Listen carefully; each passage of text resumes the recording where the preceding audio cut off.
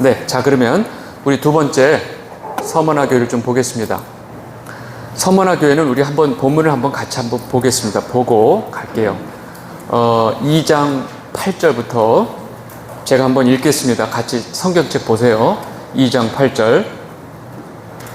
서머나 교회의 사자에게 편지하기를, 제가 읽겠습니다. 네, 제가 그냥 끝까지 11절까지 읽을게요. 서머나 교회의 사자에게 편지하기를, 처음이요 나중이요 죽었다가 살아나신 이가 가라사대, 내가 내 환난과 궁핍을 아노니 실상은 내가 부요한 자니라. 자칭 유대인이라 하는 자들의 회방도 아노니 실상은 유대인이 아니요 사단의 회라. 내가 장차 받을 고난을 두려워 말라. 볼지어다 마귀가 장차 너희 가운데서 몇 사람을 옥에 던져 시험을 받게 하리니 너희가 10일 동안 환난을 받으리라. 내가 죽도록 충성하라. 그리하면 내가 생명의 면류관을 내게 주리라. 귀 있는 자는 성령이 교회들에게 하시는 말씀을 들을지어다. 이기는 자는 둘째 사망의 해를 받지 아니하리라. 아멘. 여러분, 이 서머나라고 하는 도시는 우리 아까 그 지도상에 에베소 바로 위쪽에 있었죠. 그 에베소 위쪽에 있었는데, 이 서머나 교회의 어떤 상황을 보면 이 서머나에 당시 로마 황제를 섬기는 신전이 있었어요. 로마 황제를 섬기는 신전이 있어서 뭐예요? 로마 황제가 뭐라는 거예요? 신이라는 거죠. 그래서 로마 황제가 신이라고 생각하고 로마 황제를 섬기는 신전이 있었는데, 그 신전을 운영하기 위해서 돈을 세금 걷듯이 걷는 거예요. 근데 기독교인들은 로마 황제를 신으로 생각하나요? 택도 없죠. 그러니까 아니, 우리가 신으로 생각하지도 않는 그 신전을 위해서 우리가 왜 돈을 내? 돈을 안 낸 거예요. 여러분, 원래 이 서머나 도시는요, 로마인들 입장에서 볼 때는 아까 에베소보다도 더 충성도가 높은 도시예요. 그래서 그 티베리우스 황제 신전까지 만들어줬어요. 그래서 이 도시에서 우리의 신이신 티베리우스 황제 하면서 그 신전이 생겨나서 더 좋아하고 그 신전을 위해서 막 돈을 내는데, 거기서 빽딱하니 우리는 돈을 안 내요. 왜? 티베리우스는 신이 아니니까. 우리는 오로지 하나님만을 믿습니다. 이런 거예요. 그러면 로마 입장에서는 그 예수 믿는 사람들이 어떻게 돼요? 눈에 가시가 되죠. 그러다가 티베리우스 다음에 이 도미티아누스 황제가 딱 올라갔어요. 여러분, 로마 황제 중에 제일 자기를 신격화했던 사람 중이 바로 이 도미티아누스 황제예요. 아주 대놓고 자기는 신이다. 그리고 나를 숭배해라. 그리고 자신을 신으로 생각하고 이 숭배를 심지어 엄청난 강요까지 했어요. 그러니까 이 와중에 서머나 교회는 안 그래도 지금 미운 털인데 이 도미티아누스 황제가 바뀌면서 이 박해가 더 심해졌던 거죠. 이 서머나 교회의 이 박해는 이루 말할 수가 없었어요. 그리고 이렇게 가장 이 도미티아누스 황제가 기독교 박해가 심해졌을 때 마침 사도 요한은 반모섬으로 유대가 되어 있는 지금 이 상황이에요. 그러면 이 서머나 교회 성도들은 그냥 삶이 환난이고 고난이에요. 숨쉬고 있는 것 자체가 고난이에요. 그 도시 안에서. 그래서 예수님께서 요 에베소 바로 위에 있는 요 서머나 여긴데 그냥 처음서부터 시작하는 거예요. 뭐라고 얘기했느냐? 처음이요 나중이요 죽었다가 살아나신 이가 가라사대. 여러분, 처음이요 나중이요 뭐예요? 처음과 끝이다. 이 세상 모든 끝이 누구 손에 있다? 주님 손에 있다. 내 손에 있다. 그 얘기를 하는 거고, 죽었다가 살아나신 이가 가라사대. 여러분, 부활하신 예수님, 여러분 죽었다가 살아나셨다는 건 뭐예요? 이미 죽음의 권세를 이기신 분, 죽음의 권세를 손에 쥐신 분이 가라사대. 여러분, 지금 죽음의 공포에서 떨고 있는 서머나 교회에게 예수님이 벌써 이 모습을 강조해 주는 거예요. 그리고 가장 힘든 고난을 겪고 있는 이 서머나 교회 교인들에게 지금 너희들이 겪고 있는 이 모든 상황이 다 누구 손에 있다? 내 손에 있다. 제가 이렇게 환난을 겪고 있는데 이 환난이 주님 손에 있다는 게 도대체 무슨 말이에요? 여러분, 하나님이 우리에게 환난을 주실 때 다 계획이 있어요. 우리는 환난을 겪을 뿐이고 계획은 하나님 손에 있어요. 여러분 이거를 이해하셔야 돼요. 나는 이렇게 힘든데요. 그 계획은 도대체 언제 끝나나요? 주님만 아시죠. 여러분 이거를 이해 못하면 하나님이 나를 더 골탕 먹이고 더 힘들게 하려고 환난을 주실까요? 그게 아니죠. 나한테 절대적으로 이 환난과 고난과 핍박이 필요하기 때문에 우리한테 주시는 거예요. 왜? 그 분량의 환난이 없으면 내가 하나님 나라 백성으로 바뀌지를 못하니까. 그래서 각자의 환경에 맞게 하나님이 그 환난을 허락하시는 거예요. 그래서 이 메시지는 모든 상황은 내 손에 있다라는 메시지를 먼저 딱 짚고 들어가는 거예요. 그리고 9절에 뭐라고 했냐면 내가 내 환난과 궁핍을 어떻게 하신다고요? 안다고요. 주님께서 아신다고요. 여러분 우리가 불평하잖아요. 내가 이렇게 사는 거 누가 알아? 내가 이렇게 고생하는 거 누가 알아? 내 마음고생하는 거 누가 아냐고. 아무도 몰라도 돼요. 누구만 알면 돼요? 주님만 알면 되지. 제가 막 여러분 이 주갈성교회 얼마나 힘든지 아세요? 제가 얼마나 이런 얘기 뭐하러 해요? 이런 얘기 뭐하러 하냐고. 주님이 다 아시는데 어디 가서 궁시렁궁시렁 대봐야 무슨 도움이 돼요? 저만 비참해지지. 주님이 다 아신다니까?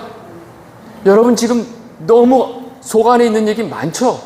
제가 지금 어떤 일을 겪고 있는지 당신은 모르실 거예요. 알고 싶지도 않아요. 근데 주님은 아신다니까요. 이 서머나 교회가 어떤 상황에서 어떤 핍박을 겪고 있는지 내가 알고 있다. 여러분 그걸로 우린 끝난 거 아니에요? 내가 알고 있어. 그 얘기를 하는 거예요. 내가 내 환난과 궁핍을 아노니 실상은 허상이 아니고 실상은 내가 부유한 자야. 오, 나 돈도 없는데 대출도 못 갚고 있는데 여러분 주님께서 부유한 자다라고 하는 그 부유함은 돈의 문제가 아니에요. 성도가 가지고 있는 부는 이 세상이 말하는 어떤 재물과 소유로 결정되는 것이 아니에요. 여러분 주님이 너희가 진짜 부자야. 그러면 우리는 부자인 거예요. 여러분 진짜 마지막 오늘 못 갈 것 같아서 미리 말씀드리는데 마지막 교회 라오디게아 교회 있죠? 그 교회는 실상 너무 부자였어요.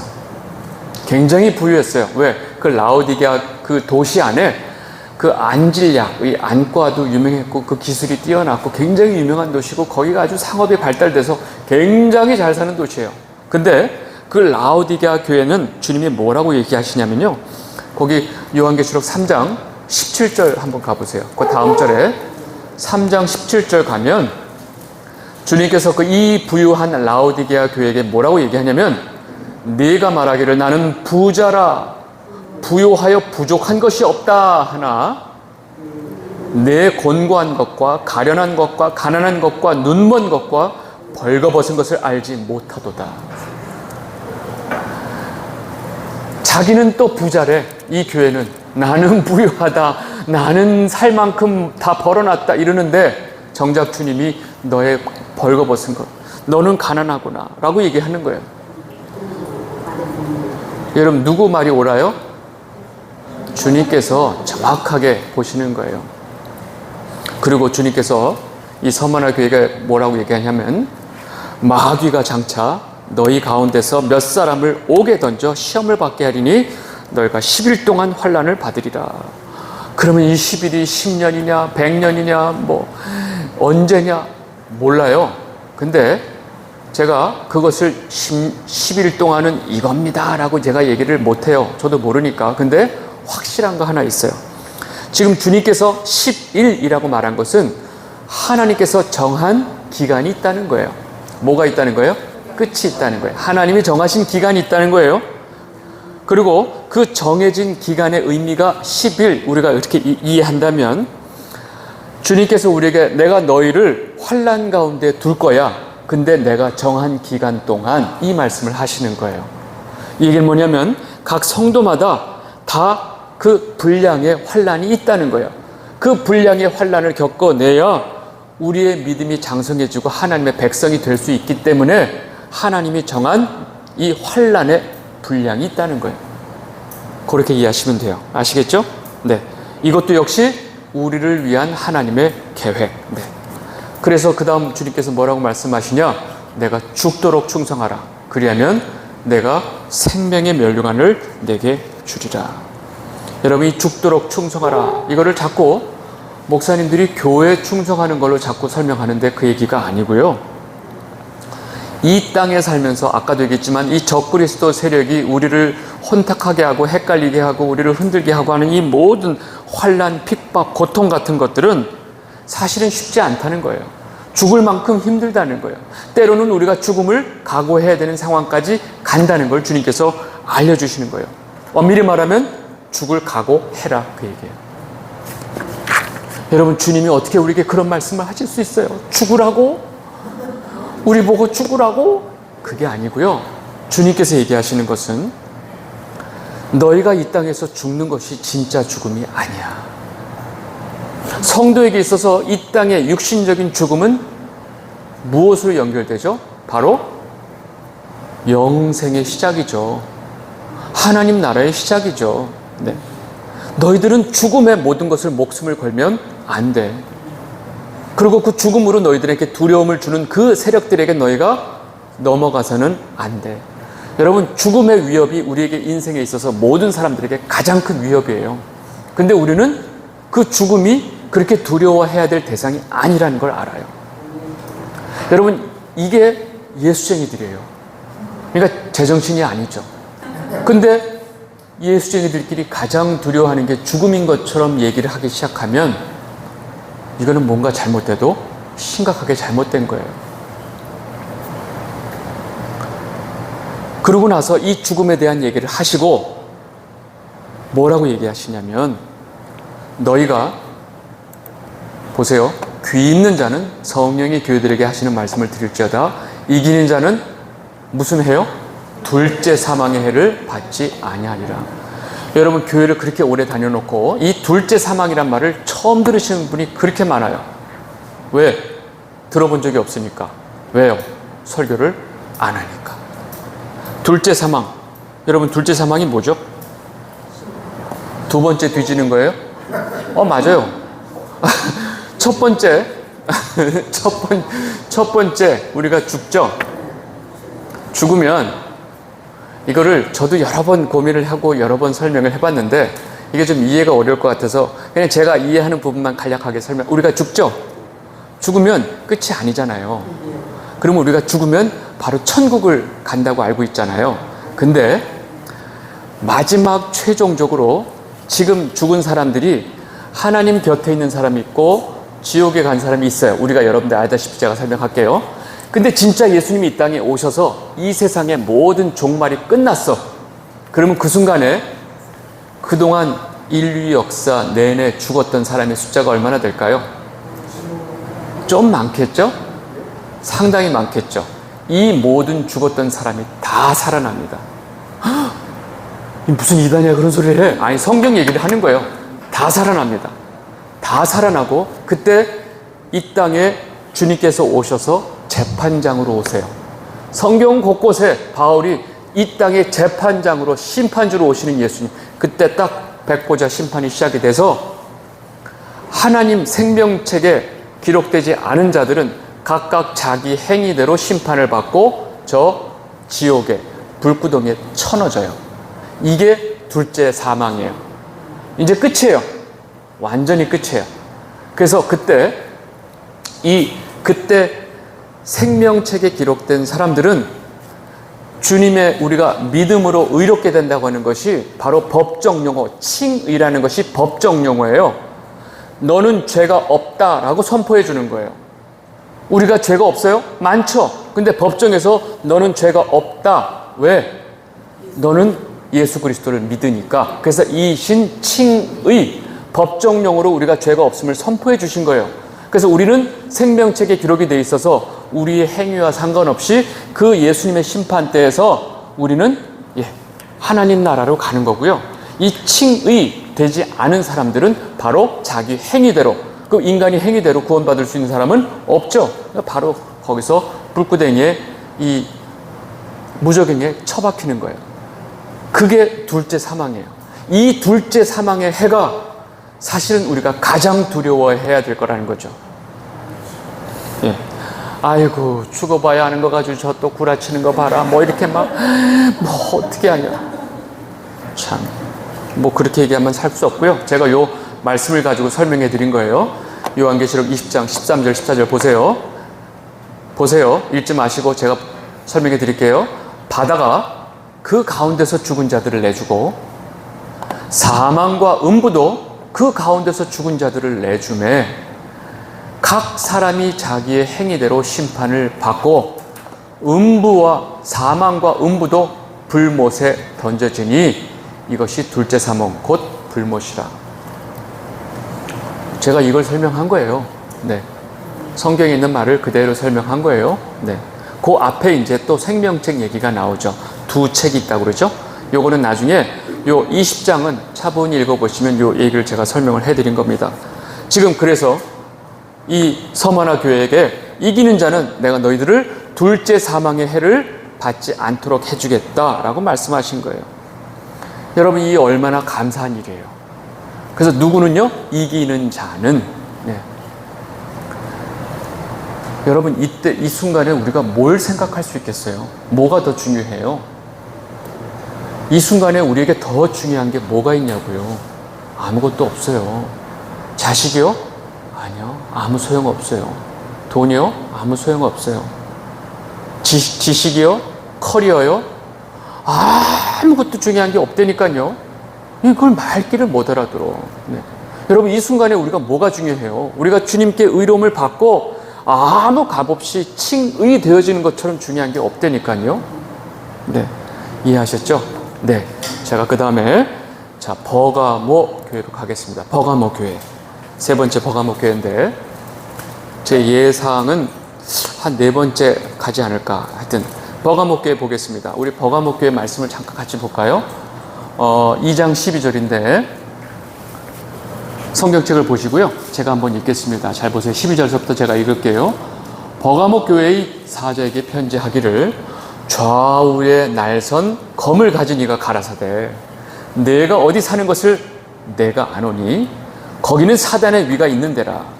내가 내 이름을 굳게 잡아서 내 충성된 증인 안디바가 너희 가운데 곧 사단에 거하는 곳에서 죽임을 당할 때에도 나를 믿는 믿음을 저버리지 아니하였도다. 그러나 내게 두어 가지 책망할 것이 있으니 거기 내게 발람의 교훈을 지키는 자들이 있도다. 발람이 발락을 가르쳐 이스라엘 앞에 올무를 놓아 우상의 제물을 먹게 하였고 또 행음하게 하였느니라.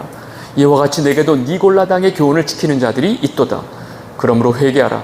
그리하지 아니하면 내가 내게 속히 임하여 내 입의 검으로 그들과 싸우리라.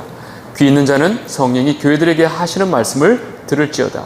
이기는 그에게는 내가 감추었던 만나를 주고 또 흰 돌을 줄 터인데 그 돌 위에 새 이름을 기록한 것이 있나니 받는 자 밖에는 그 이름을 알 사람이 없느니라. 아멘. 여러분, 이 버가모 교회에 주님께서 말씀하실 때 딱 어떤 말씀을 하시냐면 좌우에 날선 검을 가진 이가 가라사대 이렇게 시작하시죠. 여러분, 이 버가모라는 도시는요 로마의 그 아시아, 우리가 강원도 무슨 도 하듯이 아시아도의 행정 수도였어요. 네. 그리고 그 버가모에 그 로마 황제 신전이 있다고 그랬죠. 그 중에 이 아우구스투스 신전, 굉장히 오래된 아우구스투스 신전이 있었고, 그 이후에 또 황제가 된 다른 수많은 세계의 황제들의 신전이 세 개가 있었고, 제우스 신전이 있었고, 아테네 신전이 있었고, 디오니소스 신전이 있었고, 아스클레오피스 신전까지 있었어요. 이게 뭐예요? 이 도시 안에 아주 그냥 우상천지가 된 거예요. 이렇게 신전들이 많아. 어디예요? 버가모에. 그래서 지금 13절 보세요. 내가 어디에 사는 것을 내가 알고 있다. 거기는 사단의 위가 있는 곳이라 이렇게 얘기하는 거예요. 온통 마귀가, 사단이 아주 그냥 털을 잡고 있는 데가 이 버가모예요.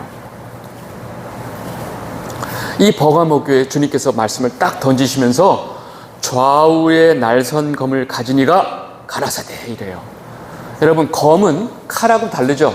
뭐가 달라요? 날이 양쪽에 있죠. 네. 여러분, 이 당시에 이 버가모 안에서 이 검이라고 하는 것은 하나의 어떤 전쟁의 권위, 그 다음에 심판의 상징이 있었어요.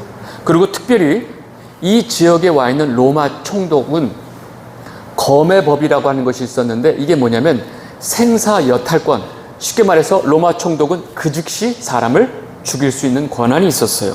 이것을 이 막강한 사람을 어느 순간 어떤 재판도 필요 없이 그 자리에서 죽일 수 있는 이 막강한 권력을 검의 법이라고 불렀어요. 그래서 이 버가모에는 이 로마 총독의 이 검의 법이 사실은 가장 강력했던 권력이었어요. 근데 주님이 뭐라고 그래요? 좌우의 날선 검을 가진 이가 가라사대. 여러분, 지금 이 주님께서 이 버가모 교회에 보내는 편지에 이 말씀을 하신 이유는 너희들이 알고 있는 진정한 사람의 생명을 다룰 수 있는 권위와 심판권은 로마 총독이 아니고 바로 주님이 그 권한을 가지고 있다라는 것을 메시지를 던지는 거죠. 그래서 이 버가모라고 하는 그 도시의 어떤 핵심적인 말로 지금 예수님이 이 말씀을 던지고 있는 거예요. 진정한 권세와 진정한 심판권은 누구에게 있다? 예수 그리스도에게 있다. 여러분, 그리고 여기 보면 13절 중간에 내가 내 이름을 굳게 잡아서 내 충성된 증인 안디바가 너희 가운데 곧 사단에 거하는 곳에서 죽임을 당할 때에도 나를 믿는 믿음을 저버리지 아니하였도다. 여러분, 지금 이 안디바라고 하는 이름 나오죠? 순교자. 여러분, 지금 이렇게 온 천지에 신전이 있고 우상 숭배가 강요되고 있는 이 도시에서 이 우상 숭배를 거부하면 죽을 수밖에 없어요. 당연히 순교자가 나올 수밖에 없죠. 근데 지금 이 성경에서 나오는 이 안디바라고 하는 인물은 실제로 지금 이 버가모 교회에 가서 거기에 순교자 리스트를 목록을 쫙 역사를 찾아보면 이 안디바란 이름이 없어요. 아니, 이 성경에도 나오는 이 안디바란 인물이 실제 버가모 교회 순교자 명단에 빠져 있어요. 역사적으로 이 안디바란 인물이 어디에 나와 있지도 않아요. 여러분, 이게 그래서 많은 사람이 이 안디바가 도대체 누구일까 추측하는데 아마도 다른 지역에 살던 사람이 이 지역에 왔다가 순교를 당했구나라고 추측을 하는 거죠. 여러분, 자기가 살던 지역도 아니고 무슨 일이 있어서 왔는지 이 버가모에 왔다가 느닷없이 이 우상숭배를 강요당했고 자신의 믿음을 지키면서 끝까지 거기서 낯선 지역에서 우상숭배를 거부하고 거기서 순교를 당한 거예요. 여러분, 역사도 이 안디바라는 사람을 기억 안 하고요. 심지어 이 버가모 교회조차도 이 안디바를 기억하지 않아요. 그런데 누가 기억해요? 주님께서 기억하고 여기다가 이름까지 언급하면서 안디바가 너희 가운데 사단에 거하는 곳에서 죽임을 당할 때 나의 믿음을 저버리지 아니하였다라고 안디바의 이름을 딱 그냥 써버리는 거예요. 여러분, 역사도 모르고 교회의 이름도 써있지 않으면 너무 슬프지 않을까요? 안 슬퍼요. 주님이 그 사실을 알고 있으면 돼요. 여러분, 이 편지 곳곳에 계속 예수님이 뭐라고 그래요? 알고, 안다, 내가 알고 있다, 내가 그를 알고 있다. 여러분, 그 얘기는 뭐냐면 지금 이 순간에도 각 교회에서 일어나고 있는 일들을 주님께서 다 알고 계신다는 거예요. 여러분이 있는 지금 그 교회에 어떤 일이 벌어지고 있는지, 누가 마귀짓을 하고 있는지, 누가 제대로 하고 있는지, 그 와중에 끝까지 믿음을 지키고 있는지 주님께서 다 알고 계신다는 거예요. 여러분, 지금 이 주사랑교회 모임에 지금 누가 왔고 지금 누가 와서 간식만 먹고 앉아있는지 다 알고 있다는 거예요, 주님께서. 그리고 또 강의하면 졸고 있고 이런 걸 다 아신다는 거예요. 쟤는 여기까지 와서 간식만 먹고 졸고만 앉았니? 안다는 거예요, 주님께서. 여러분, 이게 얼마나 우리에게 위로가 돼요? 이게 얼마나 위로가 되냐고. 내가 이렇고 어디 가서 떠들 데가 어디 있어요. 근데 주님이 다 알고 계세요. 여러분들의 마음을 다 알고 계시고 여러분들의 수고와 여러분의 고통과 여러분의 환난까지 주님께서 다 알고 계세요. 서운해하지 마세요. 여러분, 저는 이 안디바의 이름을 주님께서 이렇게 언급을 하면서 안디바가 얼마나 마음이 좋았을까. 네. 근데 여기 밑에 보면 아까 뭐예요? 발람의 교훈. 여러분, 발람이 누구죠? 민수기를 읽었으면 금방 알고, 발람. 이름은 많이 들어봤으되 잘 모르겠습니다. 여러분, 고개 들어보세요. 민수기를 잘 아시니까. 발람은 선지자로 나와요. 근데 모아방 발락, 하여튼 이름도 다 이상해. 모아방 발락이 저 이스라엘 민족이 밀고 들어오니까 겁이 나는 거예요. 왜? 다 이기고 오거든. 그러니까 이 선지자 발람에게, 야, 저 이스라엘이라는 민족 좀 제발 저주 좀 해줘. 그래서 발람에게 뭘 줘요? 돈을 많이 줘요. 돈을 먹이는데 발람이 가서 이 이스라엘 민족을 멀리서 보고 저주를 하려고 했더니 하나님께서 이 입을 틀어막고 오히려 이스라엘을 축복하게 하죠. 그랬더니 발락이, 너 내가 좀 돈 받고 좀 뭐 하는 거야? 너 다시 돈 줄 테니까. 그래서 돈을 3번이나 받고 하는데 하나님이 입을 틀어막고 축복으로 바꿔놓죠. 돈은 받을 만큼 받았어. 근데 자기 일을 못했어.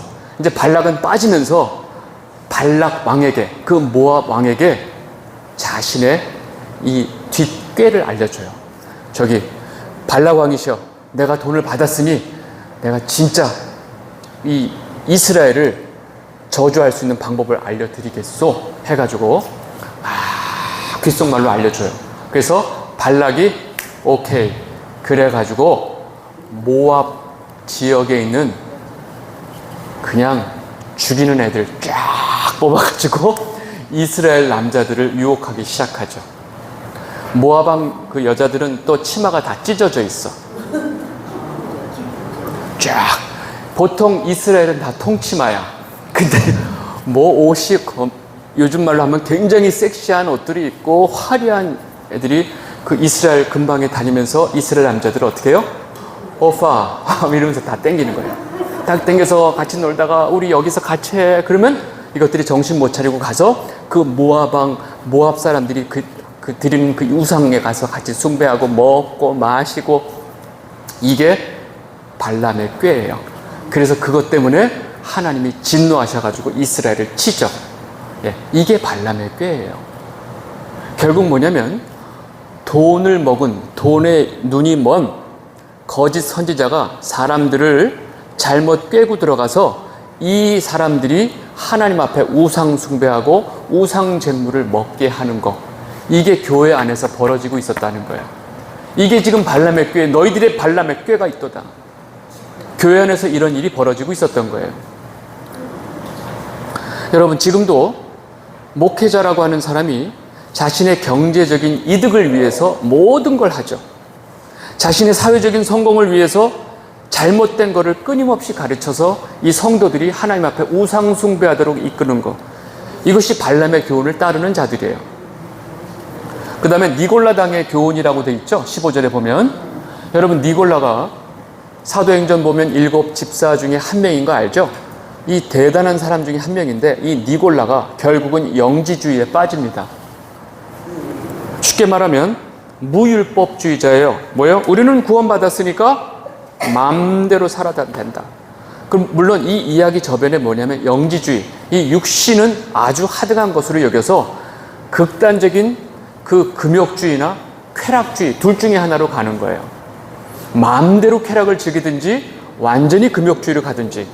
이게 바로 니골라당의 교훈입니다. 그리고 이제 마지막에 보면 여러분들 좀 헷갈리는 게 있을 거예요. 17절에 보면 귀 있는 자는 성령이 교회들에게 하시는 말씀을 들을지어다. 이기는 그에게 내가 감추었던 만나를 주고. 여러분, 이스라엘 백성들이 40년 광야 생활하면서 먹었던 그 만나 있죠?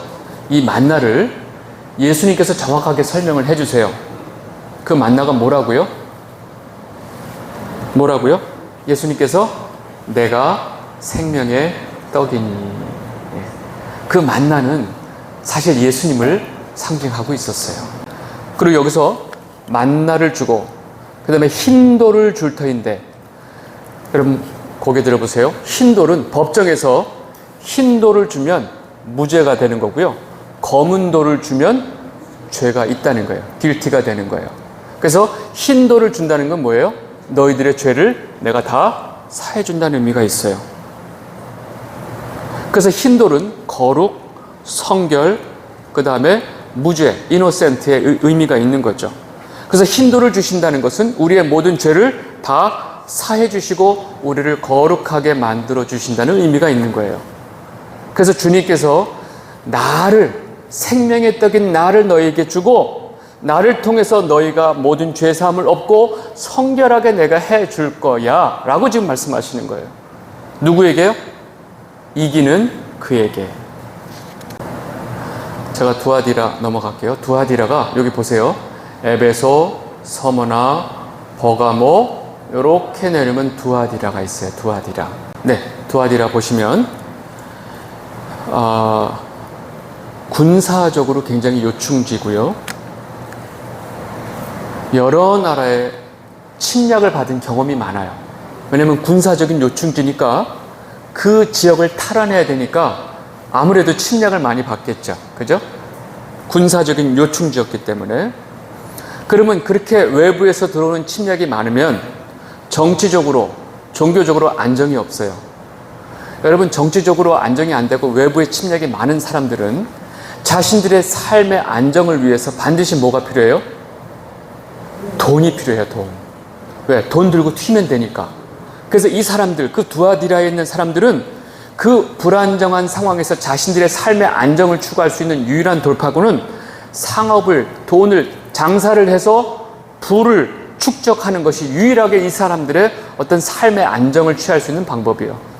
지금은 모든 사람이 다 그렇게 됐지만, 그리고 당시 이 빌립보 교회를 세웠던 그 자주장사 루디아 있죠? 루디아가 여기 두아디라 사람이에요. 그래서 이 두아디라는 염색업이 발달이 되어 있었어요. 염색업, 그 다음에 옷 만드는 기술, 봉제업, 그 다음에 가죽을 다루는 기술. 옷을 만들 때는 반드시 가죽을 다뤄야 되거든요. 가죽을 다루는 기술이 굉장히 발달되어 있었어요. 그리고 가죽을 다루려면 그 도구가 필요했어요. 그 철로 된 도구를 만드는 그런 재련 기술까지 발달되어 있었어요. 여러분, 지금 이 두아디라를 지금 표현으로 말하면 완전히 패션의 도시예요. 뭐 지금 뭐 이태리 밀라노가 그럴래나 뭐 어쨌든 하여간 그 완전히 모든 그 옷에 관련된 모든 기술들이 여기에 축적되어 있었던 대단한 도시였어요. 그래서 이들이 이러한 걸 통해서 끊임없이 돈을 벌었는데, 여러분, 상업이 발달된 도시에는 상업 안에 조직이 생겨요. 상업 조직, 조합이 생겨요. 상업 조합이 생기면 그 조합마다 섬기는 수호신이 있어요. 이 두아디라에는 이런 상업하는 사람들끼리 지금도 맨날 모여서 고사 지내잖아요. 이런 상업하는 사람들이 모여서 조합을 만들고 그 조합이 섬기는 수호신이 있었어요. 그러면 또 뭐가 있어요? 그 수호신을 잘 섬기게끔 도와주는 이런 걸 뭐라고 그러죠? 무당, 제사장, 이런 사람들이 거기에는 널려 있었던 거죠. 이게 두아디라가 처해져 있는 상황이에요. 이런 사람이 많다 보니까 당연히 이 두아디라 교회에는 어떤 모습이 있냐면 이런 완전히 무당적인 요소, 미신적인 요소, 이교적인 요소가 교회 안에 잔뜩 들어와 있었던 거예요. 그래서 교회 안에 어떤 이교적인 모습이 너무나 많이 침투해 들어와 있는 상황이에요. 이게 두아디라의 모습입니다. 거기 2장 18절을 잠깐 보겠습니다. 2장 18절. 두아디라 교회 사자에게 편지하기를, 그는 눈이 불꽃 같고 그 발이 빛난 주석과 같은 하나님의 아들이 가라사대, 내가 내 사업과, 이 장사치들이 많으니까 내 사업과 사랑과 믿음과 섬김과 인내를 아노니 내 나중 행위가 처음 것보다 많도다. 그러나 내게 책망할 일이 있다. 자칭 선지자라 하는 여자 이세벨을 내가 용납했다. 그가 내 종들을 가르쳐 꿰어 행음하게 하고 우상의 제물을 먹게 했다. 여러분, 이세벨이 누구예요? 북이스라엘에 뭘 갖다 퍼뜨렸어요? 바알과 아세라를 퍼뜨린 게 이세벨이죠. 바알 전도사였어요. 왜? 엣바알의 딸이니까. 바알을 믿고 살던 그 지역의 외부인 그 바알 전도사가 이 아합의 안으로 들어온 여자가 이 이세벨이에요. 그래서 이 여자가 오자마자 북이스라엘에 바알과 아세라가 다 걸려버리죠. 그래서 이 아합과 아세라가 치리하는 그 몇십 년 새에 북이스라엘에 이 바알과 아세라가 완전히 깔려버립니다. 여러분, 이거를 보다 못해서 하나님이 누구를 보내세요? 엘리야를 보내잖아요. 그래서 갈멜산에서 그 바알 선지자, 아세라 선지자 400명, 450명, 850명하고 1대 850으로 갈멜산에서 대결을 벌이는 거예요. 나는 나 혼자서 여호와 하나님께 기도하면서 이 제단에다가 물 잔뜩 부어놓고 여기에 불이 내리도록 기도할 테니까 너희들 850명에서 한번 해봐. 오케이? 그리고 이제 대결을 시작하는 거예요. 근데 송아지 갖다 놓고 뭐 하고 막 850명에서 막 별쇼를 다 하죠.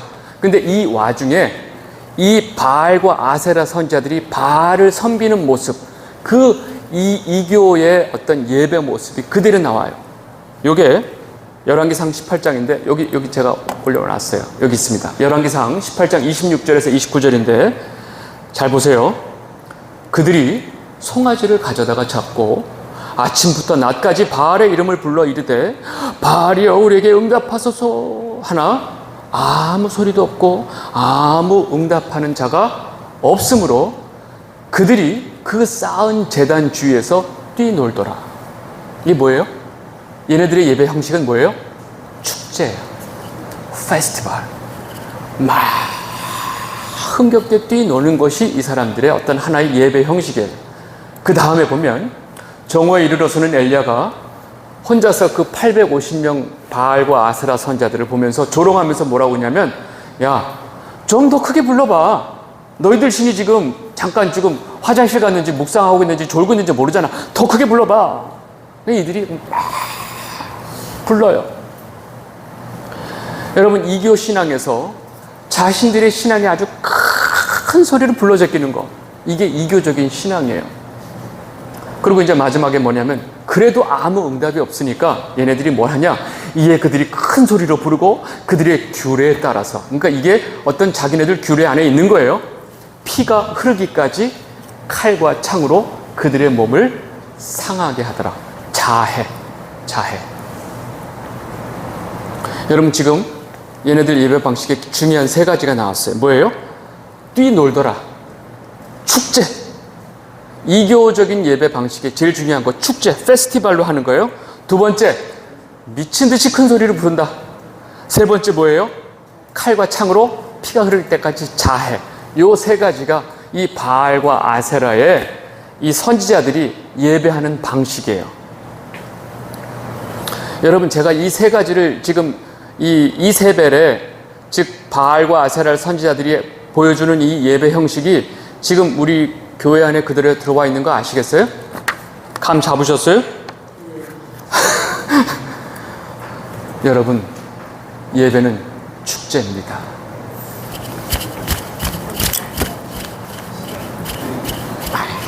그래서 막 밴드 음악에 막 아이들이 막 춤추듯이.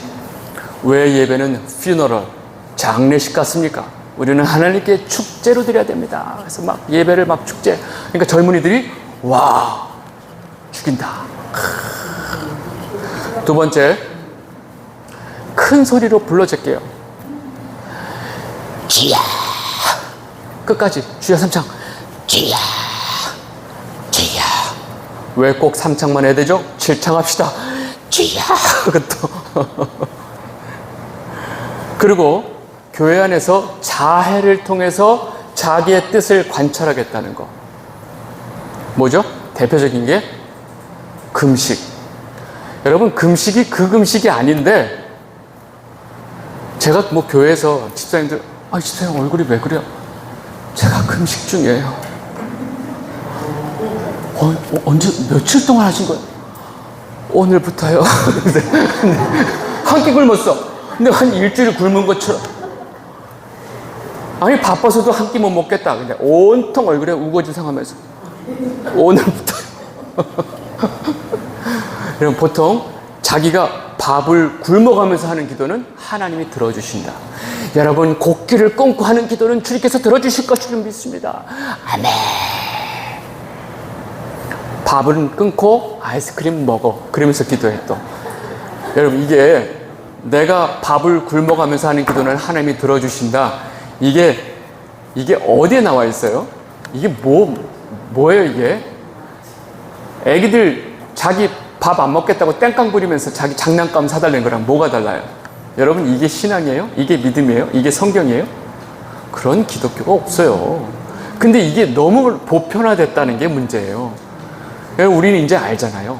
근데 이게 너무나 당연처럼 여기는 거. 새벽기도 한 번도 안 빠지고 새벽기도. 예전에는 철야가 많았어요. 밤새도록. 여러분, 밤새도록 무릎이 까지도록. 여러분, 예전에는 캐톨릭에서 무릎으로 계단을 올라갔어요. 900계단 몇백 계단 올라가면 그 조상의 영혼이 여기서 일로 가고 돈까지 넣어야 돼. 그냥 하면 안 돼요. 돈 넣고 무릎으로 올라가야 돼요. 그래서 이렇게 돈 벌고. 그러니까 이런 프로그램들을 만들어서 사람들의 열심을 유추하면서 결국은 뭐예요? 엉뚱한 데로 가는 거예요. 여러분, 이런 일들이 지금에도 그대로 일어나고 있다는 거예요. 이 이세벨의 교훈들이. 여러분, 이런 이세벨의 가르침, 예배당 안에서 자기의 유익을 위해서, 자기가 원하는 것을 관철시키기 위해서 하나님을 우상으로 만들어 놓고, 이 하나님을 우상으로 만들어 놓고 하나님에게 부르짖고 돈 내고 여러분들이 뭐 하면 들어주신다.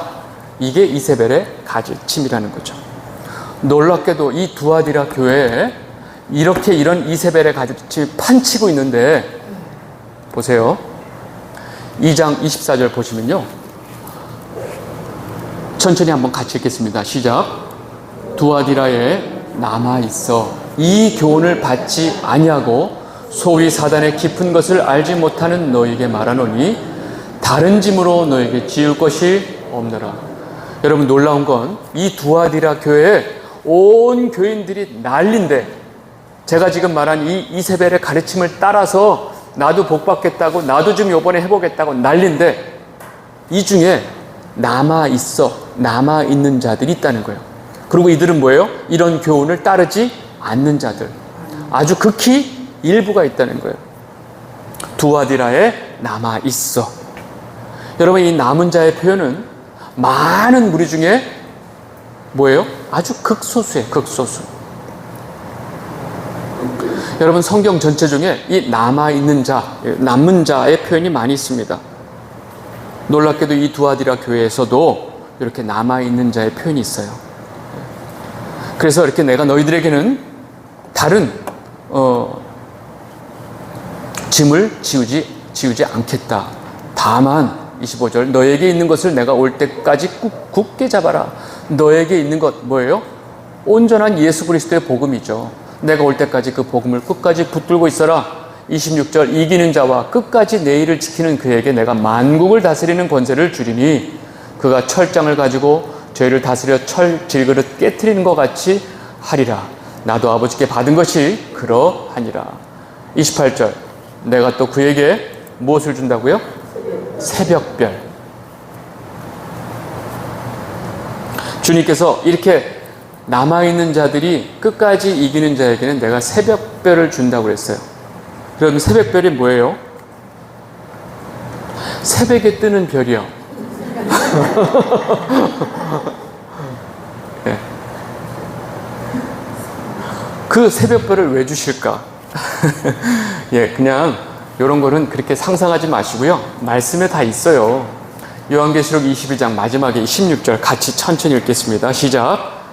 나 예수는 교회를 위하여 내 사자를 보내어 이것들을 너에게 증언하게 하였노라. 나는 다윗의 뿌리요 자손이니 곧 광명한 새벽별이라 하시더라. 아멘. 여러분, 새벽별이 뭐예요? 예수 그리스도. 내가 너에게 예수 그리스도를, 지금 누가 얘기해요? 주님께서 내가 너를 줄 것이다. 여러분, 이것처럼 좋은 게 어디 있어요? 내가 예수 그리스도 새벽별을 줄 것이다.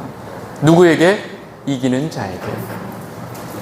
여러분, 지금 제가 교회를 4개밖에 못했어요. 7개는 무리가 돼서 4개밖에 못했는데, 지금 이 에베소, 서머나, 버가모, 두아디라 이 4교회 보여내는 메시지가 우리와 상관이 없어요? 너무너무 상관이 있죠. 그 교회 메시지 하나하나가 다 우리와 연관이 있죠. 지금 이 교회에도 똑같이 적용되는 말씀이기 때문에 이 메시지가 중요합니다.